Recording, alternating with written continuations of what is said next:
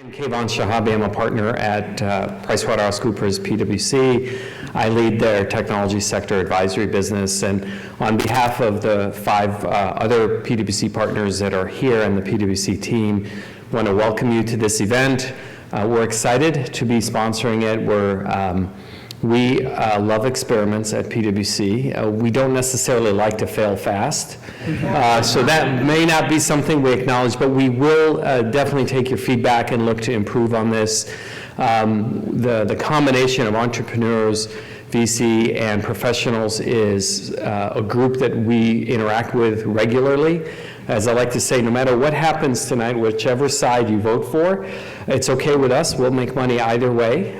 So that's the benefit of being a non-volunteer-based organization. So enjoy the evening, and again, please provide us feedback, because we will definitely take that feedback on board and make the next event even better. And hopefully you'll learn something tonight. Based on the panel, the debaters that we have, I know you're in for a treat. So let me introduce Stephanie Zeppa, who is going to be the moderator this evening, and I'll let her introduce herself and her firm, and we'll get started. Well, thank you. Good evening. I'm Stephanie Zeppa. I'm a partner in the corporate and securities practice at Sheppard Mullin in Palo Alto. And my practice is primarily M&A and corporate finance. So I do a lot of work with venture investors, entrepreneurs, and other parts of that network. I am not going to be biased at all about the outcome. I think that we're going to hear a lot of great things from all of our debaters, and it'll be up to you to decide which side has been persuasive. So on to our topic. The debate theme is exit by acquisition is the new norm.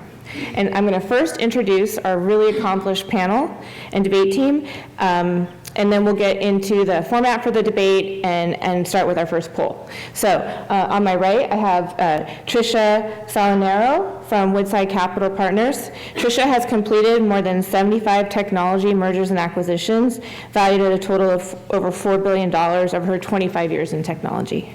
She has represented companies that sold to Google, Microsoft, Oracle, Red Hat, Autodesk, Mentor Graphics, American Greetings, and Agilent Keysight. Before working at Woodside Capital, Tricia was the founder and managing director of New Fourth Partners, and before that she spent 7 years at Broadview International, a global M&A advisor for IT, communications, healthcare technology, and media companies. And to Tricia's right is Elliott Robinson with Microsoft Ventures. He's a principal there. He was previously with Georgian Partners in Toronto, Ontario, where he led the growth equity investments in cybersecurity, marketing automation, healthcare IT, ed tech, and analytics. And I learned tonight that Elliott's dad was a entrepreneur and started his own tech company, and he got the bug very early on, so it's exciting. Maybe we'll learn a little bit about that background in some of his comments. And then to my left, supporting the entire against the motion team, on I think very qualified shoulders is Kempton Dunn. Kempton's the managing director with Morgan Stanley.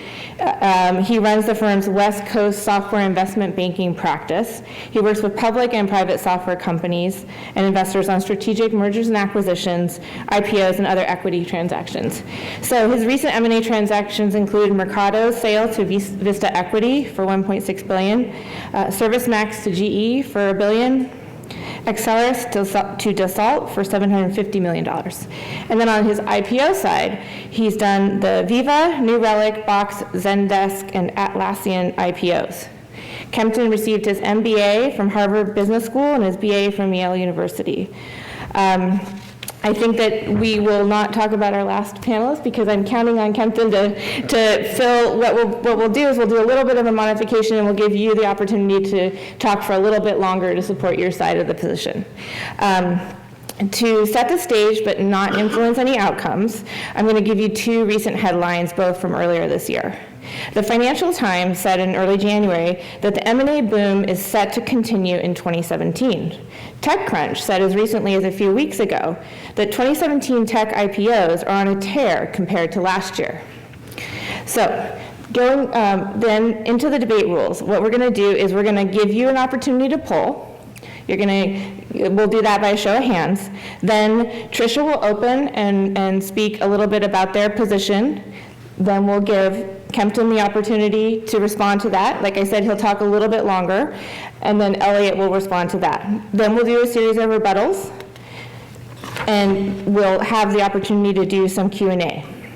So let's go ahead and start the poll, and I think we'll do that just by a show of hands. So who, by a show of hands, is in favor of the motion being acquisition is the new norm? Okay, let's go home. All right. And opposed to that motion? All right, well, I mean, I did not even need to write down those numbers. So the overwhelming majority believes that exit by acquisition is the new norm. So in support of that proposition, Tricia, how would you like to open? Well, it used to be that, an IPO was the only way that you could really access good amounts of capital. And M&A, going back 25 years I've been doing M&A was sort of seen as a lesser outcome for a lot of companies. And just to date myself a little, the first deal that I ever did was a CD-ROM replication company that sold to another CD-ROM replication company. And so those companies obviously no longer exist. And it was one of those things where for years, it was a sort of a nasty little secret if you were going to do an M&A deal.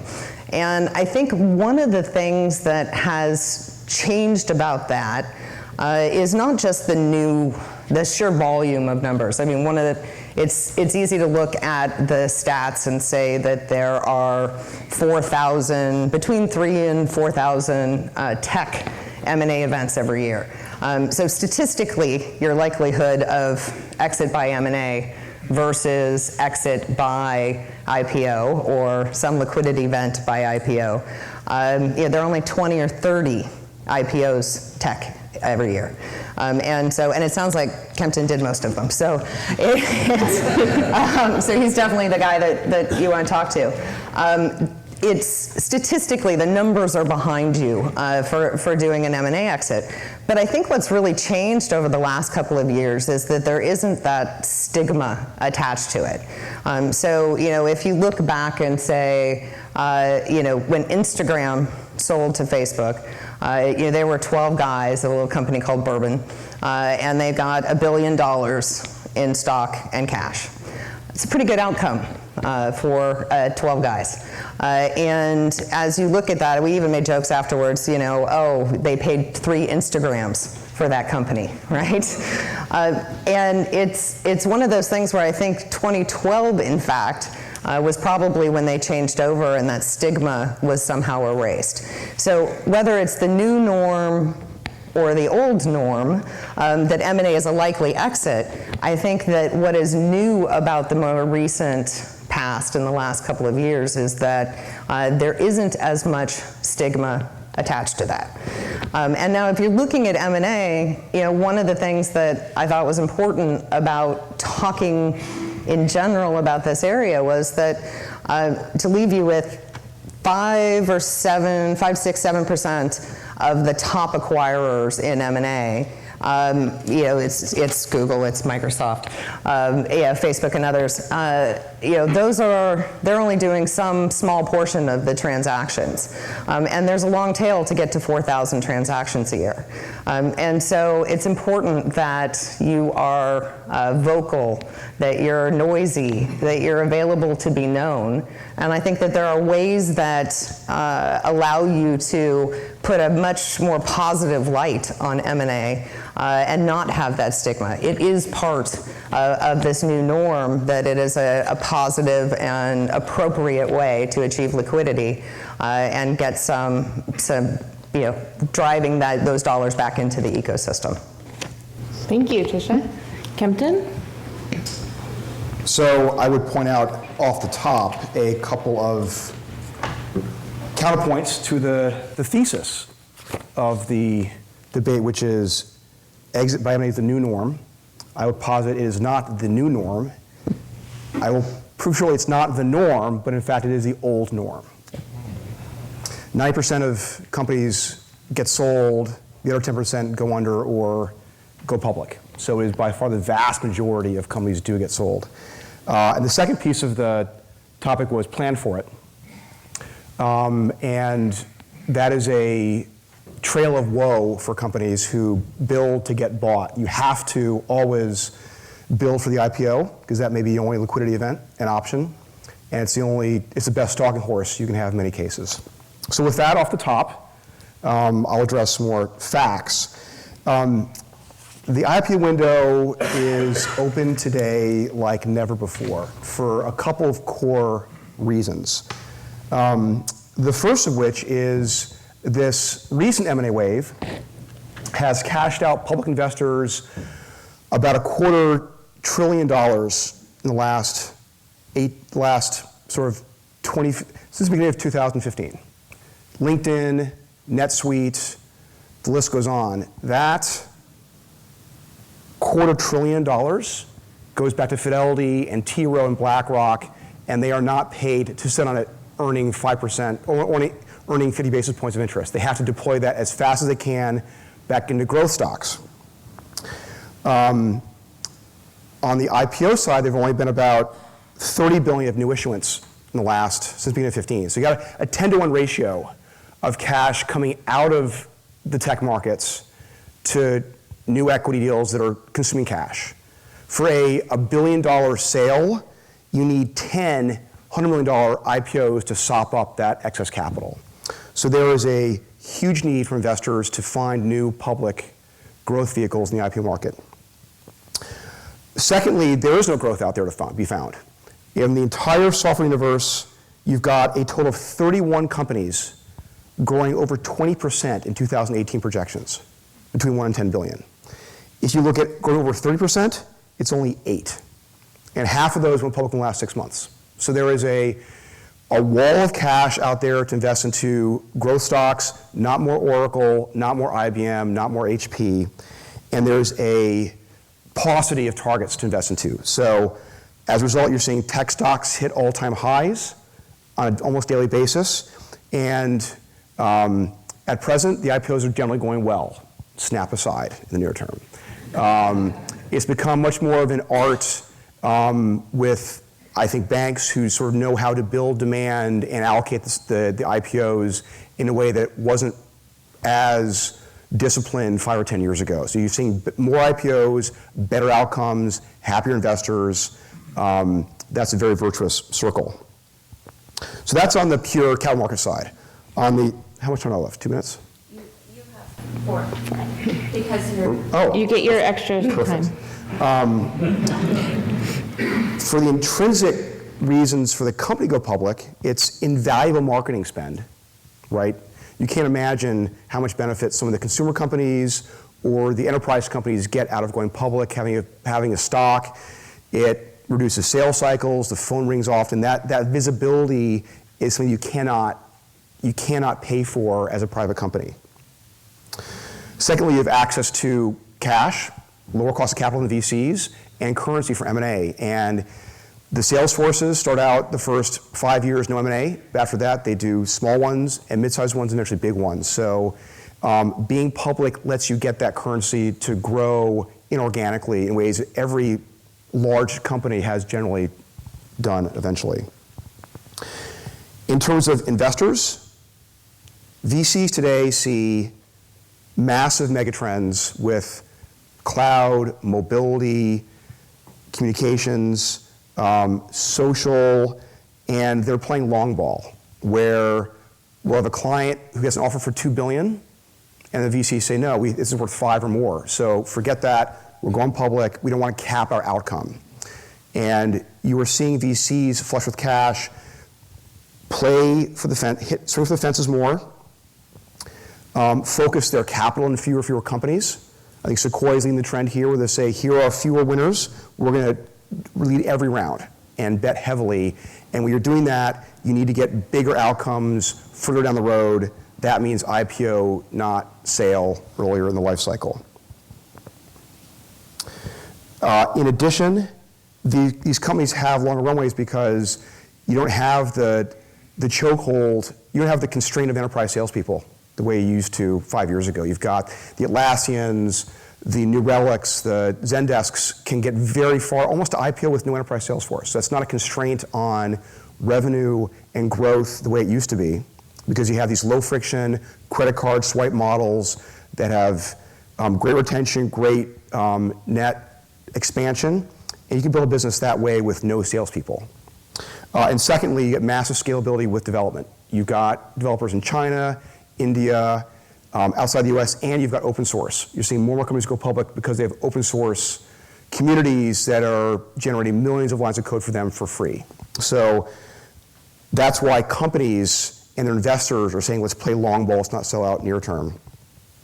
And finally, on the demand side of the equation, if you look back to last year, you saw a very interesting mix of acquirers. You had about a quarter being traditional tech acquirers, a quarter being non-traditional tech acquirers like GE buying ServiceMax, sponsors like Vista, Thoma Bravo, and finally Chinese companies.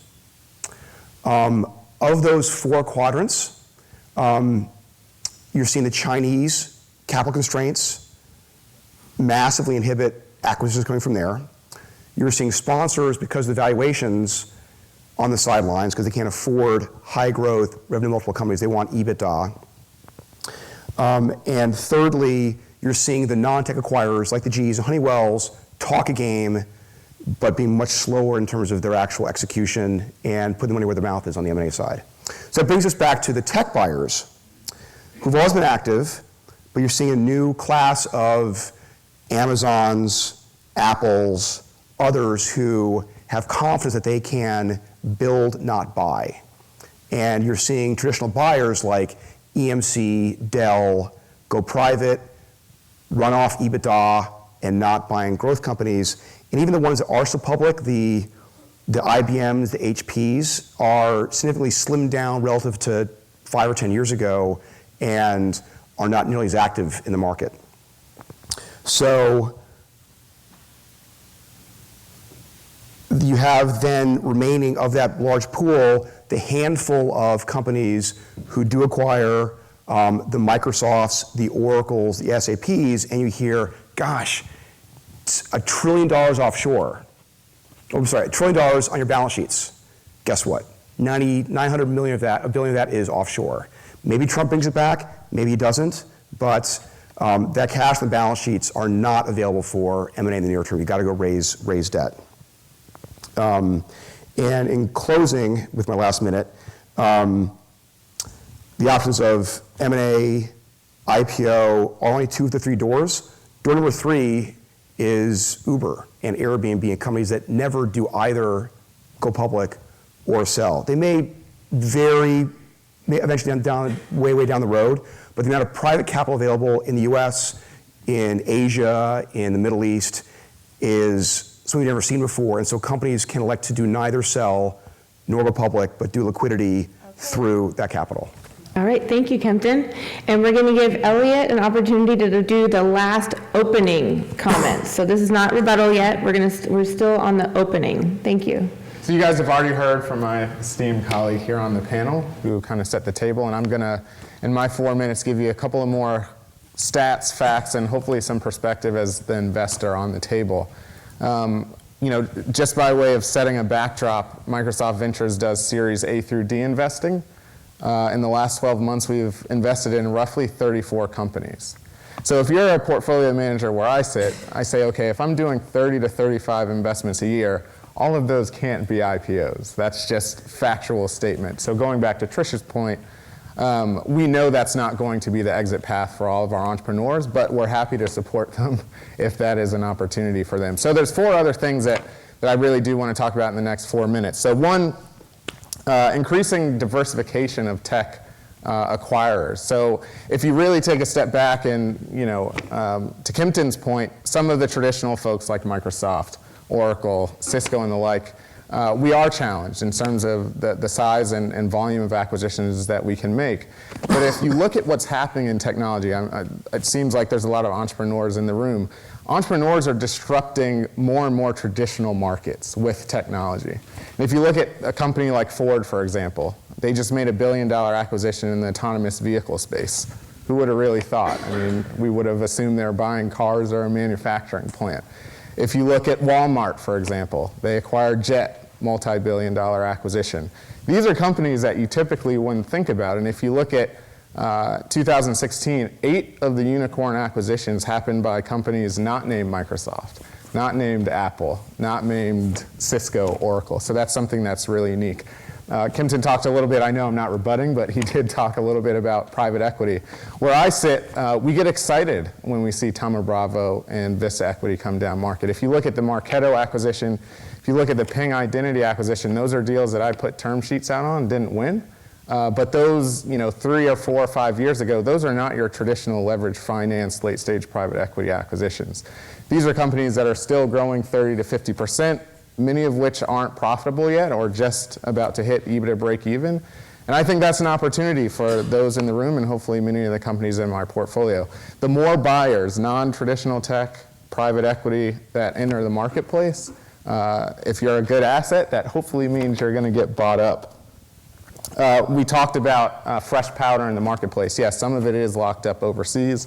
Hopefully some of that changes. But there's some just outlandish statistics that I do want to reference. I was looking at Apple's balance sheet a night or two ago, and if you looked at the capital that they have available, they could actually acquire Netflix, Tesla, Uber, Airbnb, and Twitter today, and still have $16 billion left over to acquire smaller companies like Beddit, which they just announced yesterday, which was a product strategy acquisition in the sleep management and analytics space. So with that said, the last minute, just from an investor standpoint, it's really important for me, and one of my goals is for the entrepreneurs in the room to kind of give some perspective and case studies. So, I've invested in 2 companies that have gone IPO. We actually bought Iridium Satellite, which many of you probably remember, out of bankruptcy for $25 million. It was the biggest bankruptcy in U.S. history before Bear Stearns. Took it public 5 years later through a SPAC for $980 million. Great outcome. Shopify was in my last portfolio. Great IPO outcome. But the reality is the majority of those companies that I invest in just aren't going to make it there. So when you're talking from an entrepreneur standpoint and planning, there's just things that you're going to have to think about. The average IPO takes 7.5 years from the time you take institutional capital. And I'll come back around. All right, we'll catch that on the rebuttal. Thank you. So now we're going to have 2 minutes of rebuttal from each side, and then I'll go over some rules for the audience Q&A. So would you like to go ahead and start? Sure. Incidentally, there is a Silicon Valley episode that is out there, and that is with respect to my non-colleague here, who is a VC, of a VC getting a hangnail and not coming to a meeting, and a banker having a car accident and still dragging himself into the meeting. So there has to be on HBO Silicon Valley episode soon. In terms of the first argument, I think that the core of your argument, Tricia, was that M&A was a stigma exit for companies. While I would agree 25 years ago that was the case, I'd say 5 or 10 years ago, that's been far for less an issue. So if you're thinking about M&A being the new norm, forward-looking, I think it doesn't really address the more recent history, where it's been a dominant means of exit for companies at very big valuations. And I think on Elliott's points around cross-industry buyers, I highlighted GE ServiceMax.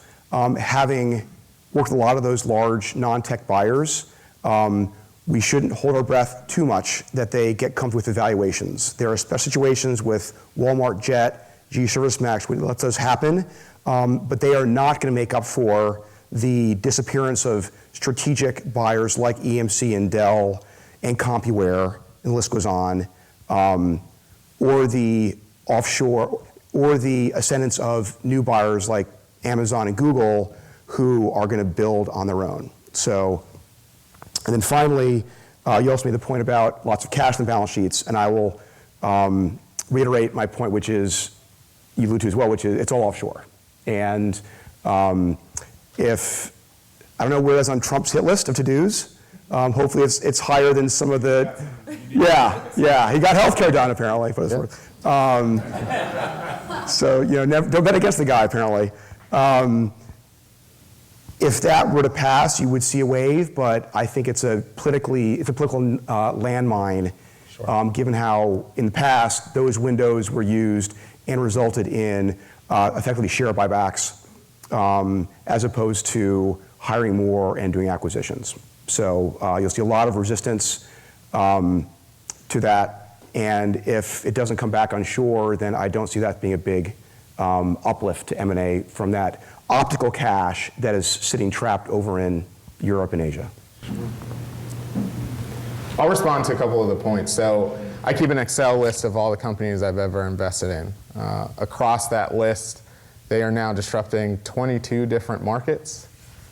So when you look at the growing diversity in cross-market acquirers, there's an interesting stat. In 2016 alone, 28.4 billion cross-industry technology acquisitions took place versus 10 billion in 2012. What that really speaks to, again, is entrepreneurs like yourself that are going into a Casper mattress, for example. Most people don't think of that as a tech company, but it's a tech company that's disrupting a very old school market where you usually walk in a store and you buy a mattress or you sleep on a couple.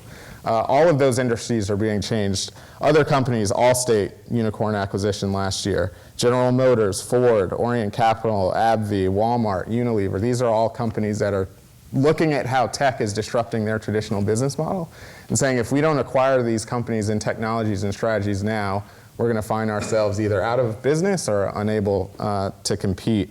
I'm going to pass it back to my colleague. I have some other things I'd say, but I got the 1 minute.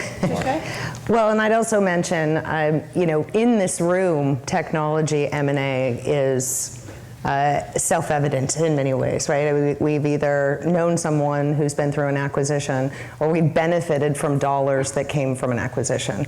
So if you look at the eBay acquisition of PayPal many years ago, you know, for $1.5 billion, it created $20 billion worth of personal wealth for the PayPal mafia, who went on to then create YouTube and, you know, companies like Tesla, right?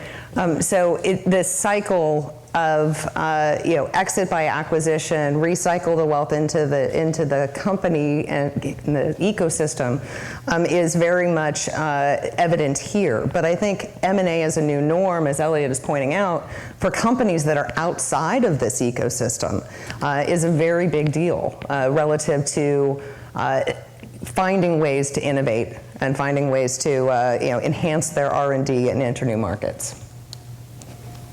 Thank you. So we're going to go ahead and start with some audience Q&A, and I'm going to go over a couple of rules that we hope can be followed while we go through the audience Q&A process. This will keep us in our debate format and move through the questions as quickly as possible. So we want the audience to provide pragmatic questions to get an actionable answer from one of our debate members. We're going to give each side of the debate, so you will direct your question to one side of the debate, but the other side will have the opportunity to respond with a counterpoint.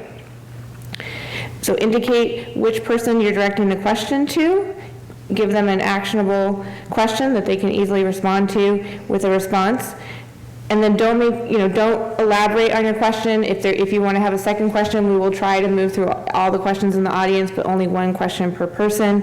And if possible, let's try to avoid, I thought the Trump reference was great. I think I always appreciate a good joke, but avoid political, overly broad, or complex questions. Avoid politics. So with that, if we could go ahead and start some audience Q&A, and I don't know if there's a mic, but we'll definitely try to pass that around. So the gentleman, thank you. So Kempton, how much of share post, second market, and company management willing to let employees sell off stock, elongate a process to either M&A or IPO, allow this more M&A trend to happen? I just want to make sure I understand the question. How much are companies willing to let their employees get liquidity?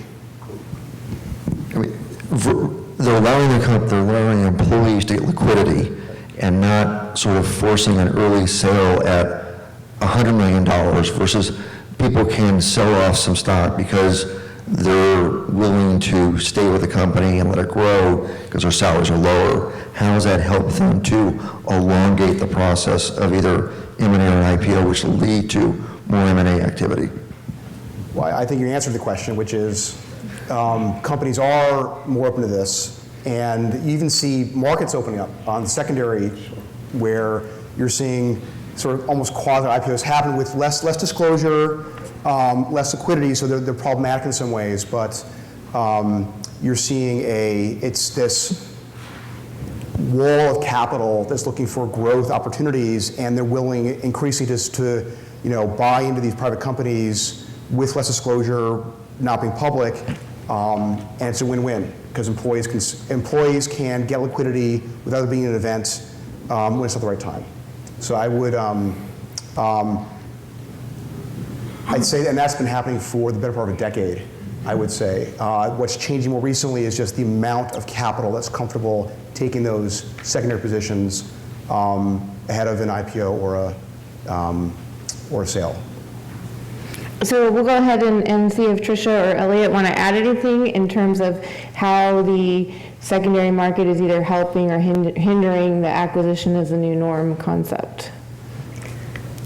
I mean, I get just answer it from my perspective. So I've seen over the last 10 years, more and more large tech companies that are having success with scaling just stay private longer.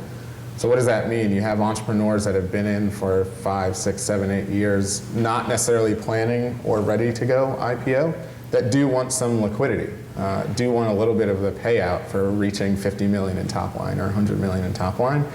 And as you see more and more of the later stage growth equity and private equity coming into software and tech investing, they're okay with incentivizing some of the core management or entrepreneurs to get liquid in the Series D or Series F, whatever you want to call it, transaction. Personally, in terms of how does that impact M&A, in my experience, I've seen it a bit mixed, right? Because sometimes if a large acquirer or particularly a financial buyer comes around, they want to see that management that built the company and scaled it is going to stick around. And if they've sold a large number of their shares to date, they might be a little more worried about that.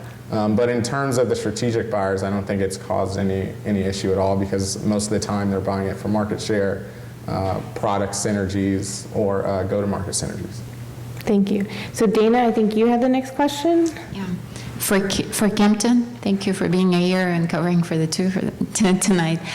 Question, do you prepare dual tracks for entrepreneurs, and is it normal? And what are the factors that one take when they're ready for both being acquired and going IPO? And what are the factors that tilts one way or another? Almost every IPO these days is a dual track. We were involved with App Dynamics, which was literally bought by Cisco the day before we were to price the IPO. Because I think it's a healthy dynamic because buyers can get instant diligence on the financials. It's there for the world to see. They can accelerate their decision making, and they can decide if offering a price now makes sense versus offering a price in a year when you've got to compete against a public stock price and a premium on top of that. So it can and does accelerate inbound interest. I think though as a company you don't want to undertake an IPO with the agenda of forcing a dual track or acquisition, because Lord help you if you do go through all that effort and no one comes to the party. I've seen that happen as well. So as for decision making, I think it's the old truism of go public when you're ready, but not sooner. And But don't be surprised these days if that elicits unexpected or expected inbound interest. Okay, Tricia, do you want to talk about how Well, I can talk you think a little about bit that at- in the M&A context? Yeah, I mean, dual tracks at a much smaller scale, which is when we get asked to do those sorts of things, whether it's a M&A or private placement, I will tell you probably 80% of the time it ends up in M&A. And what happens is, various options are created where a company will go out. We focus on deals in the $25 to $250 million range. Companies that aren't likely to go public, or if they are, it's through alternative means. And in those cases, the opportunity to get liquidity, to be a part of something that's much larger. I sold a company to Google. The engineer showed up and said it's like walking into a candy store in terms of what I have available to me, right? That type of exit becomes a little bit more appealing if you're being integrated into a disruptive or a company that can be disruptive with your technology versus taking another round, the dilution and the risk to go forward. Okay, great. This gentleman here with the blue shirt. Hi, my question to Elliott. It's kind of, do you think that acquisition is an evil from the standpoint, from the point of view of humankind? I understand who is acquired is pretty happy, but what we often see that product of the company was acquired is degrading because it's now part of much bigger company, and there is no such focus. Just an example, Microsoft acquired Skype. Right now, Skype is miserable. So I won't touch the Skype piece. So I think the question was more so, if you step back from it, is acquisition by a large corporate potentially bad to the vision of an entrepreneur or a growing company? I think it depends on the situation. How many of you in here are running companies that have an AI component? I'm assuming a number of them, because I meet companies every day that 2 years ago were a .com and now are a .ai. So I'm assuming that's a trend that's going to continue. If you look at the acquisition activity in the AI space, for example, which a lot of big companies are making bets on and acquiring every day, 225 AI companies have been acquired since 2012. In Q1 of this year alone, 34 AI companies were acquired, one of which was a company I knew in Canada called Maluba. Through the Microsoft Ventures platform, we did introduce Microsoft to the company, and we as a company decided to acquire it. Now, I still had a personal relationship with that entrepreneur before Microsoft acquired it, and we still meet and talk now. I think he would tell you two things. One, he would love the freedom to go after every opportunity and every kind of idea and vision plan that he had. But he'll also tell you the heft of having Microsoft behind him has allowed him to go to market very differently. I mean, we have thousands of sellers and some really good engineers and strategy people.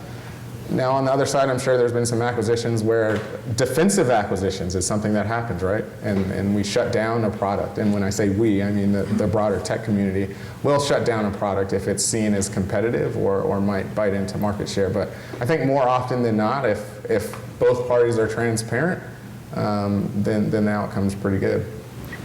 Okay, great. Any thoughts about that?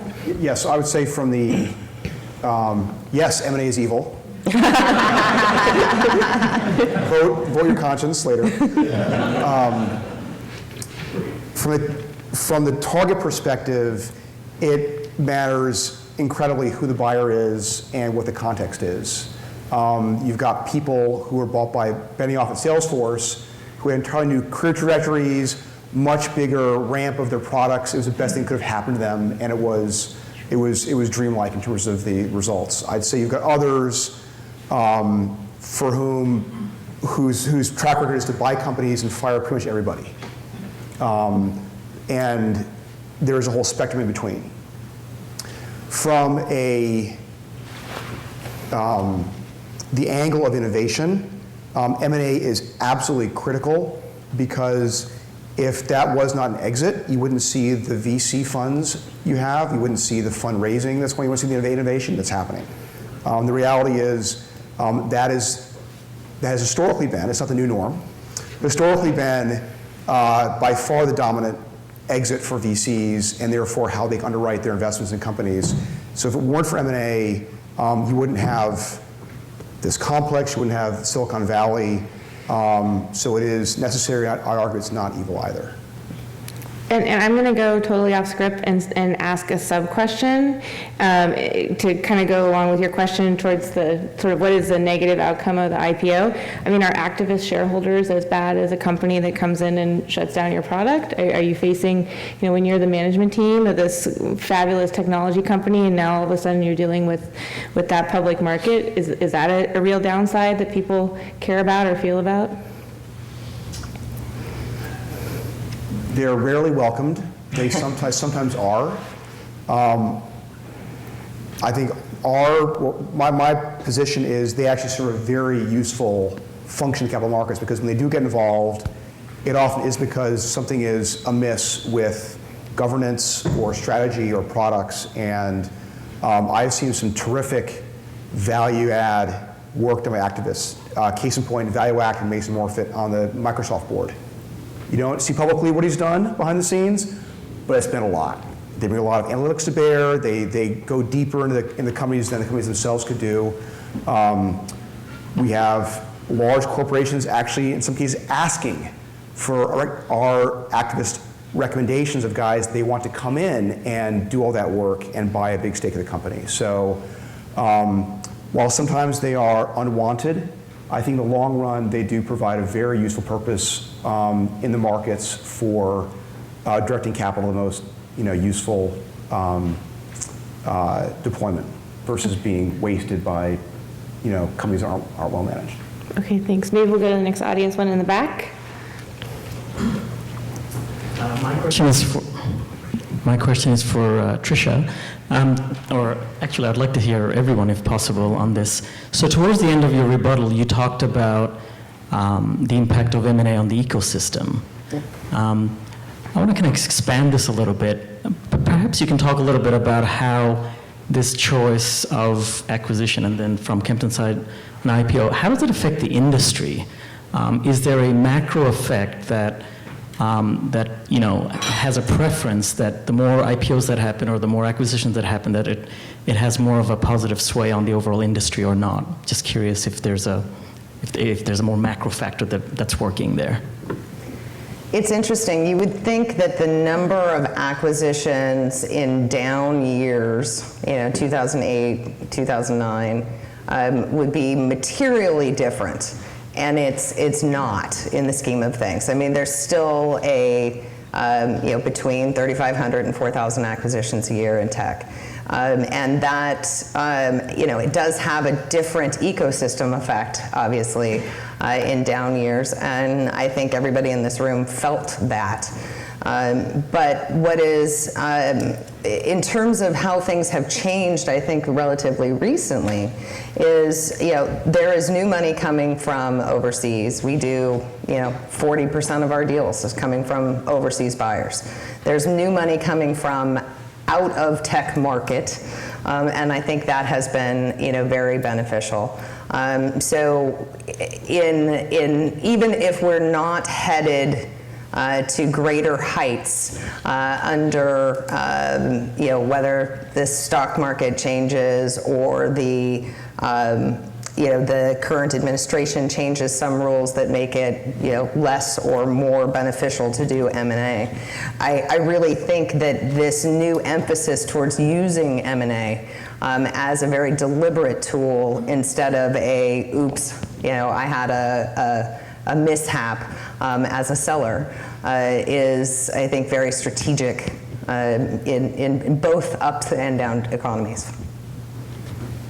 Elliott, do you want to add anything? Yeah, so I think, given where I sit, I would answer it a little bit differently, or just give a different spin given the audience. So there's this interesting thing that happens when either by dollar volume or by strategic product acquisitions happen in a particular space. So if you look at autonomous vehicles, for example, there's been some really interesting acquisitions over the last 12 to 18 months. And then when GM acquires a great autonomous vehicle, machine learning, AI company, then the rest of us, well, the other tech companies, the other auto manufacturers look around and say, well, what other technologies are out there? So if you're an entrepreneur, there is a real impact on the ecosystem when big strategic acquisitions happen, and there is a good outcome to the gentleman's earlier question. So, I'm just fascinated by, I've been doing this 10 years, and every year it seems like technology is disrupting markets faster and faster. And whether it's a small acquisition or a large acquisition happens, that just totally transforms how big companies look at a market opportunity. I think that does have a positive impact on the rest of the companies in the space, whether they be bootstrapped or venture-backed. Did you want to add anything? I would add that when we've seen sectors consolidate, it happens very quickly. And usually you have the most motivated buyer buying the best asset in the space. And from there, it becomes the number 2 bidder, the number 2 asset, et cetera, et cetera. So, because you see people get frothy about a company and they miss out, they want the next one. And the one sees a project and says, hey, that was a great valuation. So you get this very rapid matchmaking dynamic happening in these sectors. It'll take a year or 2, but in general, they go in waves pretty quickly. And frankly, if you're a seller, you want to be in that wave because the music stops after that when all the right buyers have their assets and say, I made my choice. Good luck with, good luck going it alone. Go ahead, in the back. I'll get you next. Sorry. Thanks. This is for Kempton. Have you seen some fintech disruptions, not exactly disruptions, but for example, Robinhood or just the crowdfunding regulations make the general public more familiar with IPOs, companies more familiar with IPOs and increasing consideration or exploration into that path? And just want to understand, it's about fintech applications growing rapidly, or Regulatory change. The regulatory changes in terms of being harder on companies? No, of it creating more market information about it, or interest, right? So I'd say 2 regulatory things that have happened. Number 1 is with the Jobs Act, if I'm going on the right path here, that let companies do a lot of work behind closed doors, file their S1s, get through all of that SEC cycling and out of the public eye. And when their S1 actually goes public, they can launch a deal in 15 days. So you can basically get ready and then just sit on it for a long time. Before the Jobs Act, your first filing was public, and then everyone knew your IPO was coming, so that was a bit of a chilling effect. And I would say the second piece would be the fact people can get your financial information more easily via all sorts of sources. I think that is absolutely, if that's part of the question, helped as well in terms of people being more comfortable investing into smaller companies, tech companies, and just opening the equity markets to a broader set of investors. And maybe we'll ask you, have regulatory changes made acquisition more so the new norm or otherwise promoted it? I think it's that people always look at acquisitions as a natural outcropping of their relationships with buyers and with customers. And so, I think, back to Kempton's point, I mean, the availability of information has been huge. I think that there is, now with, in some ways, the Jobs Act and having that secrecy up until the moment of going public may have actually chilled acquisitions a little bit because I think companies aren't. It's more rare that a company will be bought in that small window. than it is, back in the days where a company would file an S1 and then have this much longer period of discovery by buyers. So, I think that is a little bit different. I don't want to lose by him dying in the corner. Well, this gentleman was waiting, but can we answer with the panel, the debaters we have here? Yeah. Okay, great. Go ahead. So you brought up AI. First wave was algorithms. We're in second wave now, neural networks. Third wave is already here, explainable AI, contextual AI. So there's new opportunities for companies to partner in ways they haven't before, like technology with medicine, which creates new business models whereby the data science company can go and create novel data, then they go partner strategically and raise enough money so they don't have to go public, because those come in big boluses from the Medtronics and Johnson & Johnson and Edwards of the world. So I'm curious about your thoughts with regards to liquidity for those that have put in their time, sweat, and tears using 409A as a payback, as a liquidity mechanism. And that's my question. It's slightly different than what you're talking about, but Right. it's riffing off what the theme is. Right.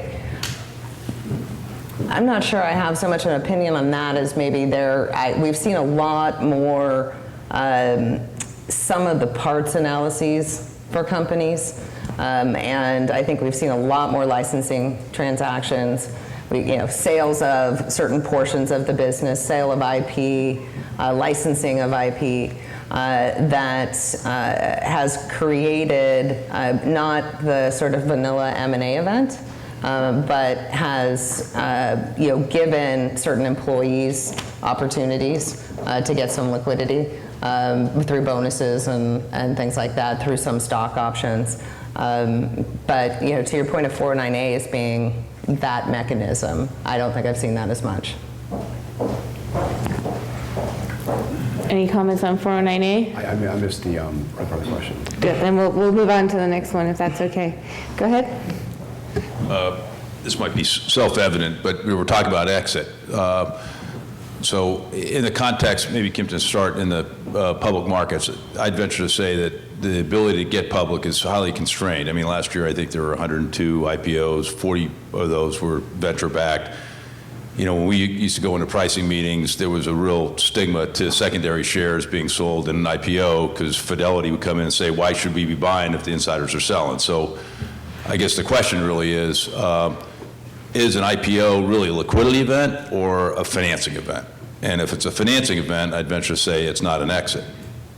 And if it's a liquidity event, then that seriously is when the 6 months lockup comes off and the venture guys are getting out at a higher price because they underpriced the deal originally. So it's all mechanical, but it's not an exit, I would venture to say. And the ability to create that currency and ability to go out and get back to your point about employees having currency to be able to value their options, be able to monetize that, that's all really great. But it's all about growth, it's about growth capital.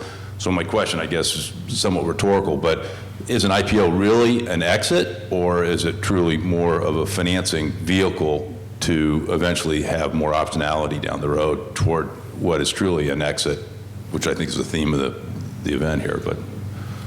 And when AppDynamics investors took the Cisco offer over the IPO, it wasn't as obvious as you might think, because with all the IPO, the discount to price, the fighting range, taking the fighting range up, pricing higher, having it run, they sold the company for not much more than it would have traded at in a year. It was really a time value of money decision for them to a large extent.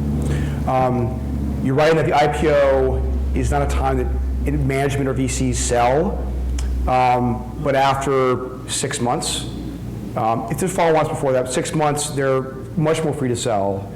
Investors get liquidity at that point. Many of them do sell out pretty quickly.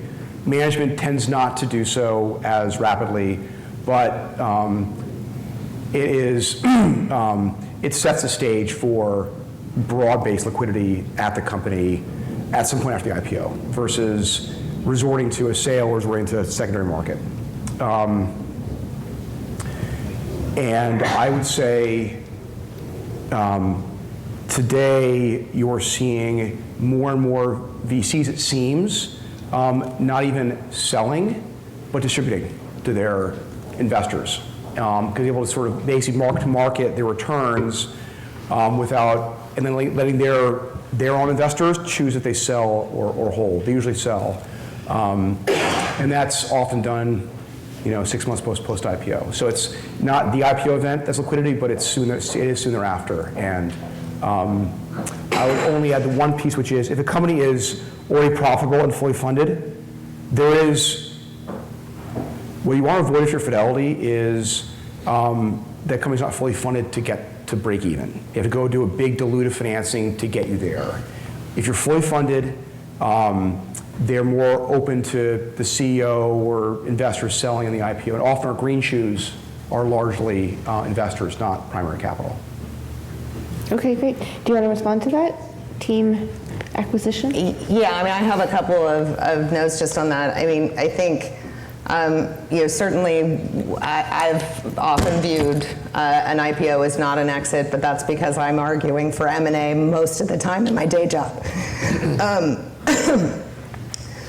The best M&A events, though, are also not full exits for entrepreneurs. So yes, we can talk about investor money, and I think there's some representation here, and certainly Elliott can speak to that. But for the entrepreneur, you really want this not to be your full exit, right? You want to be acquired by a company that's going to expand the use, not ruin your product, that is going to see a greater vision, you're going to have access to that candy store, and they're going to give you new options to do that. And there's going to be milestone payments, and there's going to be other opportunities to get liquidity. So, I think that's looking at it as an exit, even on the M&A side, is probably the wrong way to think about M&A. And I think that's also part going back to, is it the new norm? That's part of the new normal thinking, right? Which is, how do we disrupt markets? How do we use M&A as a new tool to keep going, rather than seeing this as a cash out opportunity? Elliott? Yeah, I would agree. I've been a part of 2 IPOs now, and I remember the last one, Shopify, there were a bunch of car dealerships, realtors, wealth managers waiting, actually, outside of the post-IPO meeting to talk to the 74 millionaires that were supposedly made that day. But it was paper, right? I mean, a lot of them had lockups. They couldn't sell day one. There wasn't a pathway to liquidity. And I remember that flight home from New York back to Toronto thinking, God, 6 months feels like a really long time. I just pulled my phone out because the company's now valued at north of $8 billion. We were in sub 50 million pre. So, I mean, we were going to be okay. But across the cap table, Insight Venture Partners came in at north of 500 million. And they've held much longer than we did. We got out pretty early. But, every situation is a unique one. There's certainly some venture-backed tech companies that have gone IPO and haven't been able to offer liquidity to the majority of the investors. Because, going back to kind of the earlier discussion, things change. The only thing I tell entrepreneurs when I meet them in Series A and Series B is, this 5-year projection, the only thing we can guarantee is that we're both wrong. And these numbers are not going to happen. They could be better, they could be worse, but this is not going to happen. Right.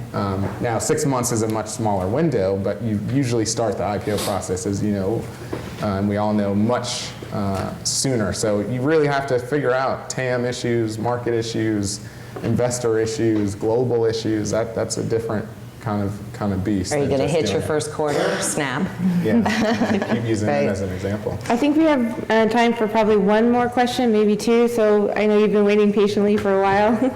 Very interesting to follow around. Thank you for your time and insight, Bert Wank and Finirel. Starting with the end in mind, if you work backwards, it's really what one you taken early on. Does it not determine early on the outcome? If I look at strategics, which is probably now also the preferred early stage money from strategics, don't they mold you so much that it's not as attractive anymore because you don't have that big breadth anymore in multiple markets, because you tweaked and guided by the board to do certain things because the early money in is determining that outcome? Sure, I can take that one. I mean, Thanks. I would advise any entrepreneur here who's speaking to a strategic investor or corporate venture fund to really understand that venture fund. I personally believe Microsoft Ventures is very different by design. Our entire team is a group of outside investors that knew each other and had independent track records before we joined. We've only been around for 16 months. And you know, Satya said we're going to stand up the corporate venture arm, but we will not have anyone from Redmond come down and be on the investment team. And again, that's by design. I've only been at Microsoft for 6 months, so I can't navigate Redmond better than many of you who've probably spent more time in Seattle Redmond than I have. I'm purely motivated, compensated, and aligned with financial return. And what we tell our portfolio companies is, here's the menu of some of the best B2B assets in the world that you can leverage, but you don't have to. We usually offer 10 to 13 things. We take the order, and then we have a part of our Microsoft Ventures team, which is in Redmond, that helps you navigate the world that is Microsoft. But out of the 34-ish portfolio companies we'll have by the end of the month, there's a good portion of them that don't use any of those B2B assets, and I'm just a venture guy who's been doing this 10 years, who's on your board helping you grow the company, and we want to see whatever the financial return is. We don't put ROFRs in your term sheets, we don't put any funny things, but then again, back to my first comment, some corporate venture funds and strategic investors do that. There's a really bad story, I don't speak ill of other tech companies in the space, of a company investing in a Series A startup, and then 4 months later, that company released a product that was exactly what this company did. And that news just came out this week. I, again, won't mention the company. But I think the piece of advice, I don't even know if it's an answer, but the advice would be, just like you want to get to know your financial VC, really get to know your corporate VC. Do background checks on me. There's a ton of CEOs you can talk to across my team who can tell you. Thank you, how it Elliott. operates. I'm gonna follow the rules and come in.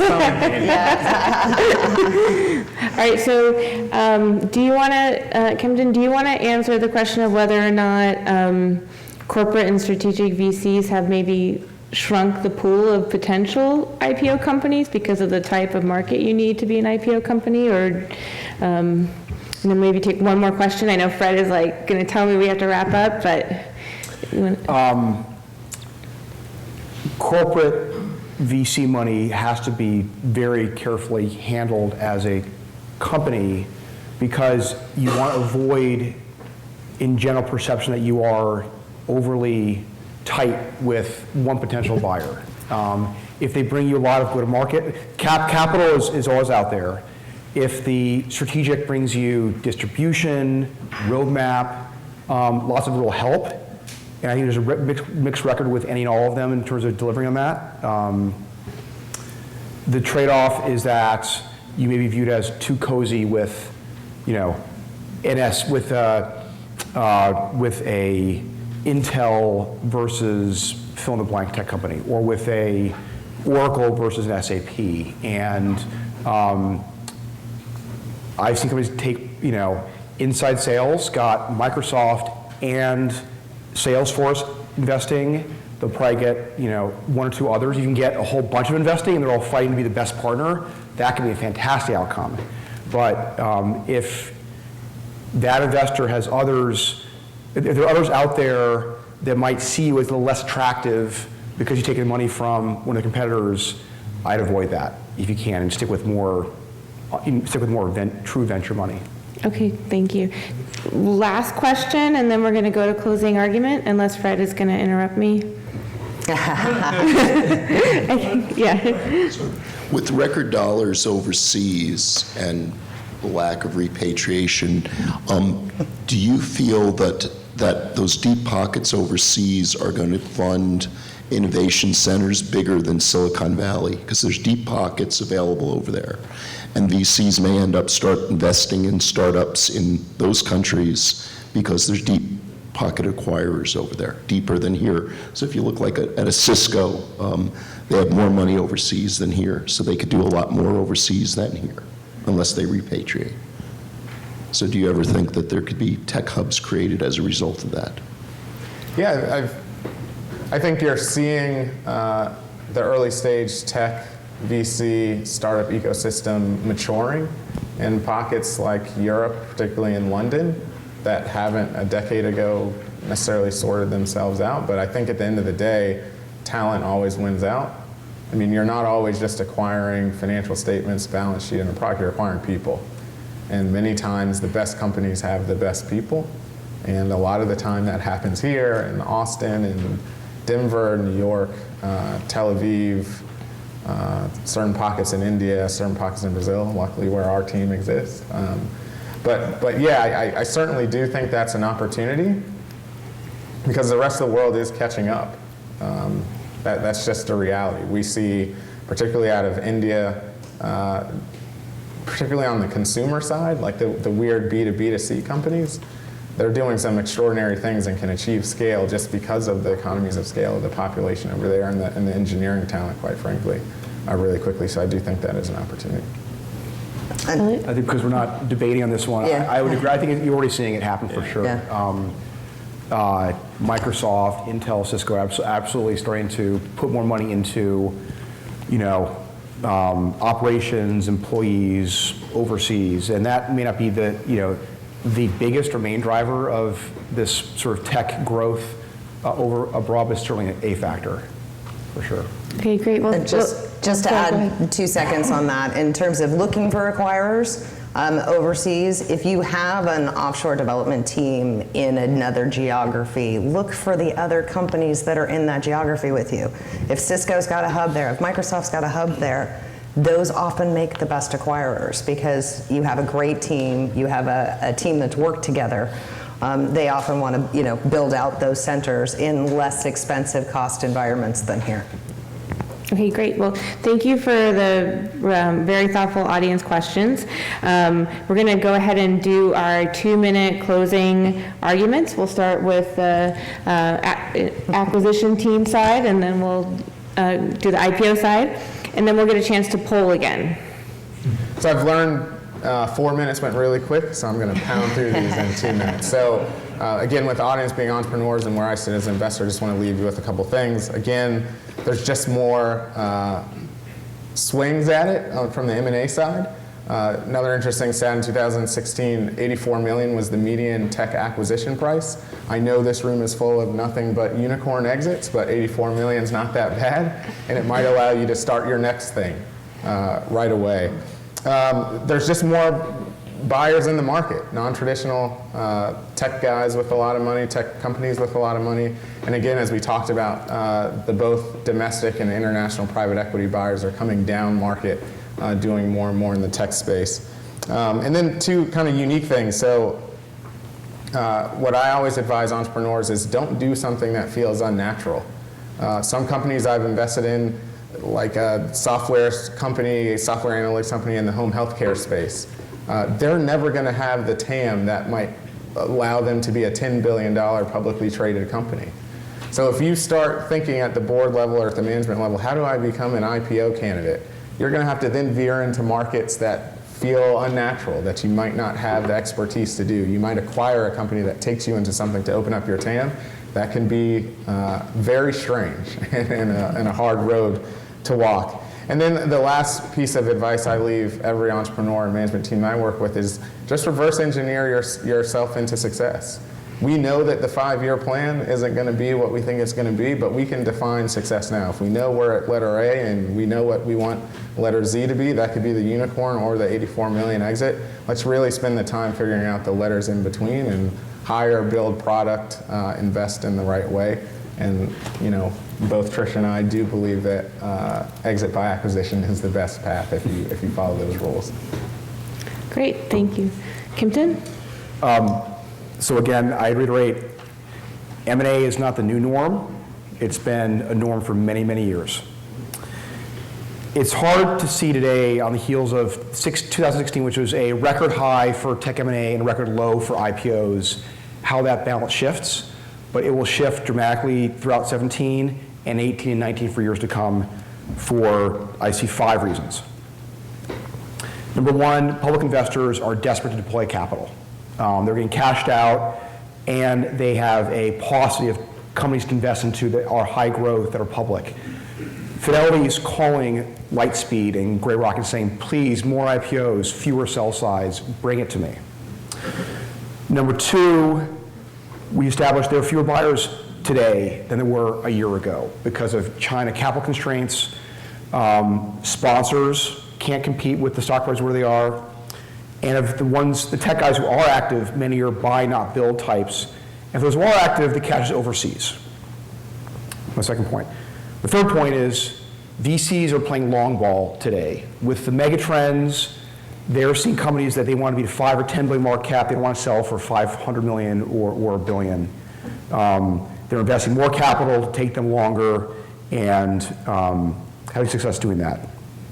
Number four, even if M&A happens eventually, you'll see companies go public because of the benefits to the business, the visibility in terms of customers, investors, employees. You can't buy. So going public is a great way to create value ahead of selling for a bigger number in 3 years than you could today. And finally, number five, you said I'm the IPO guy, but it's not just IPOs, it's also private capital. The Airbnbs, the Ubers, they are raising primary capital to grow, they're letting their employees get liquidity. Those are not M&A outcomes anytime soon.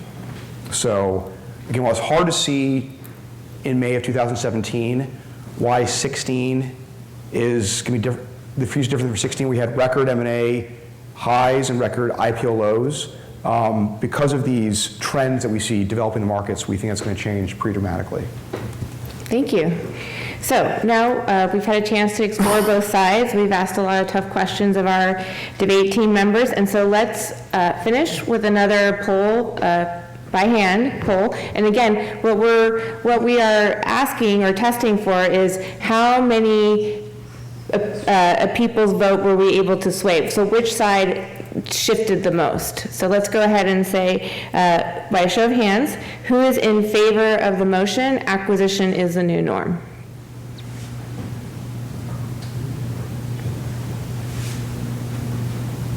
Okay. By a show of hands, who is against the motion, acquisition is the new norm? Well, who thinks it's the old norm? That's what I'm curious about. I was splitting hairs. Yeah, exactly. Yeah. Well played. Yes. Well played. Absolutely. Okay. Good job, Ken. Will I be receiving the results? Or should I go ahead and tally? Okay. Yep. Well, then I would say the winner of tonight's debate, the team that influenced the larger number of changed hands of audience opinion, is IPO. Yes. So congratulations. All by himself. So, well, I want to go ahead and thank our debate teams, Tricia Salinero from Woodside Capital, Elliott Robinson from Microsoft Ventures, and Kempton Dunn from Morgan Stanley. Thank you, everybody. And thank you, Stephanie. It was fun.